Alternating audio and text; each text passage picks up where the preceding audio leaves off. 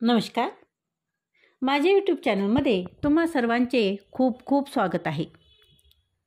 आजच्या व्हिडिओमध्ये आपण पाहणार आहोत एक प्रेरणादायी कथा. कथेचं शीर्षक आहे मन रिचार्ज. चला तर मग मन रिचार्ज. मीटिंग्स, टार्गेट्स, टेन्शन, कामाचे प्रेशर, सतत मोबाईल कानाला, असं रुटीन रोजचंच. रविवार निवांत आरामाचा दिवस. आळसावून बसलो होतो. काहीच करायची इच्छा होत नव्हती. सवयीने मोबाईल ऑन केला. स्क्रीनवर मेसेज लो बॅटरी. चार्जिंगला लावण्यासाठी ताडकन उठलो, पण लाईट नव्हती. पॉवर बँकसुद्धा चार्ज नव्हती. अरे बापरे, काय करावे तेच सुचेना. मोबाईल बंद, त्यामुळे वैतागलो. रेस्टलेस झालो. 2-3दा फॅनकडे लाईटकडे आली का लाईन म्हणून चक्र मारून कंटाळलो. नाईलाज म्हणून बसलो. माझी अस्वस्थता पाहून वडील म्हणाले, चिडणार नसतील तर एक विचारू. नाही चिडणार, हसत मी उत्तर दिलं. मगापासून पाहत आहे, मोबाईल बंद, चार्जिंग करता येत नाही म्हणून खूप डिस्टर्ब आहेस. मोबाईलच्या चार्जिंगची एवढी काळजी घेतो, इतके त्याला जपतो, मग दिवसभर वागणे बोलणे सगळ्या जबाबदाऱ्या यासाठी सदा सर्व काळ काम करणाऱ्या आपल्या मनाचा कधी विचार केला आहे का? त्या मनाच्या चार्जिंगचे काय? 75 पावसाळे पाहिलेले वडील होते, बोलत होते, मनाचे चार्जिंग हे काय नवीन नाही, जुनेच आहे. चार्जिंग अपडेट हे तुमचे आजचे परवलीचे शब्द. प्रत्येक जण कपडे, राहणीमान, ॲप्स सतत न चुकता अपडेट करत असतो, परंतु रोजच्या जगण्याच्या धांदलीत या सगळ्यात दुर्लक्ष करते ते मनाकडे. भारी इंटरेस्टिंग बोलत आहेत. सहजपणे वडिलांच्या शेजारी बसलो. लहान असताना बाबांची खूप सवय होती. सतत सोबत असायचो, त्यांची कॉपी करायचो. जसा मोठा होत गेलो तसे आमच्या दोघात नकळत अंतर पडत गेले. संवाद बंद झाला नाही, पण कमी मात्र नक्कीच झाला. माझ्या धावपळीचे आयुष्य, टेन्शन यामुळे बाबा माझा मूड पाहून बोलत आणि आज खूप दिवसानंतर, खरं तर वर्षानंतर असे शेजारी बसलो. बाबा इमोशनल झाले हे त्यांच्या भरल्या डोळ्यातून समजले.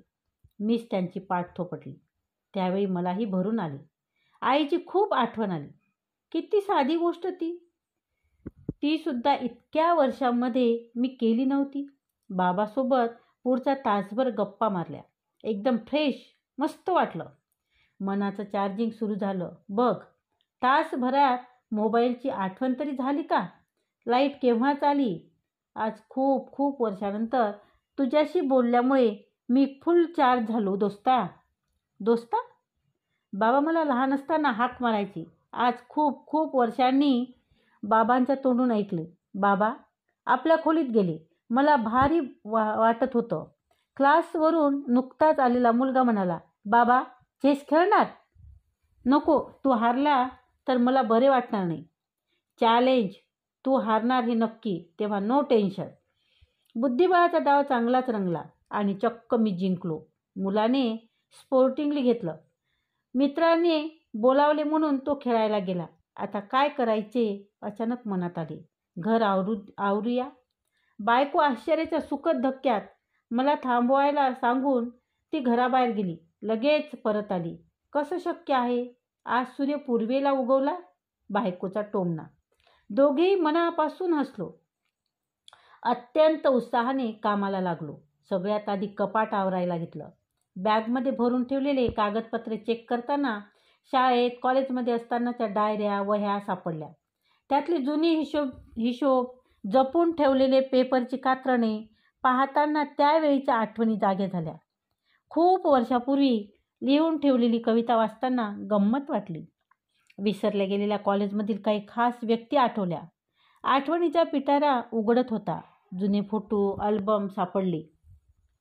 आणि मग काय, आजूबाजूला पसारा तसाच पडलेला आणि लहान मूल जसे खेळताना पसाऱ्यात बसून एखाद्या खेळण्यात हरवून जातात, अगदी तसेच जुने फोटो बघण्यात तसाच हरवून गेलो आणि मनाने त्या काळात पोहोचलो. सगळ्या जुन्या आठवणी जाग्या झाल्या. लहानपणीचे फोटो पाहताना मजा आली. स्वतःचे तरुण रूप पाहताना हुरळून गेलो. चटकन आरशात पाहिले. अरे, फारसा फरक पडला नाही. उगीचच स्वतःला समजावले. अल्बम पाहताना काही ठिकाणी नजर थांबली, स्थिरावली. तिथे हात नसलेल्या आप्तांचे हसरे फोटो होते. बराच वेळ पाहत राहिलो. मन गलबलून आले. खोल खोल कप्प्यात दडपलेल्या सगळ्या आठवणी सरकन समोर आल्या. डोळ्यातले थेंब फोटोवर कधी पडले समजलेच नाही. नंतरचे फोटो पाहताच आले नाही. काही वेळ डोळे मिटून शांत बसलो. मनात विचार आले, कसं असतं ना आपलं मन, अचानक आनंदून जातं, क्षणात घाईवरतं, हळवं होतं. एका आयुष्यात किती आठवणी जमा होत असतात त्याची गिनती नाही. आठवणीचे वेगवेगळे फोल्डर सेव्ह असतात. ती फक्त ओपन क्लोज करता येतात, मात्र डिलीट करता येत नाही. या विचारात असताना कॉफी पाठीवर थोपटत बायकोने कप हातात दिला. माझी अवस्था बरोबर तिच्या लक्षात आली. वा, आज एकदम रेट्रो मूडमध्ये. रोज न चुकता मोबाईलचेच करतो. आज मनाची चार्जिंग चालू आहे.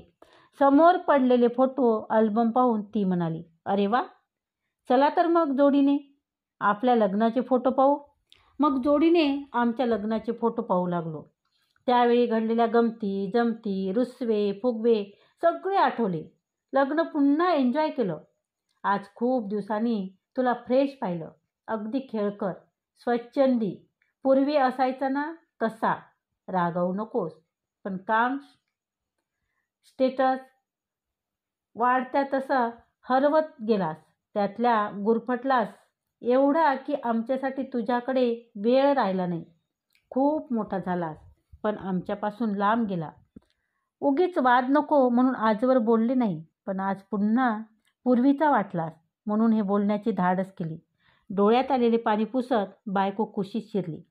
काही वेळ विलक्षण शांततेत गेले. दोघांच्या मौनातून संवाद चालू होता. Thank you so much. इतर वेळी असे बोलल्यावर मी चिडलो असतो, पण आज नाही. आजचा दिवस मस्त आहे. करिअर, स्टेटस, ॲम्बिशन सांभाळताना स्वतःसाठी जगणं विसरलो होतो.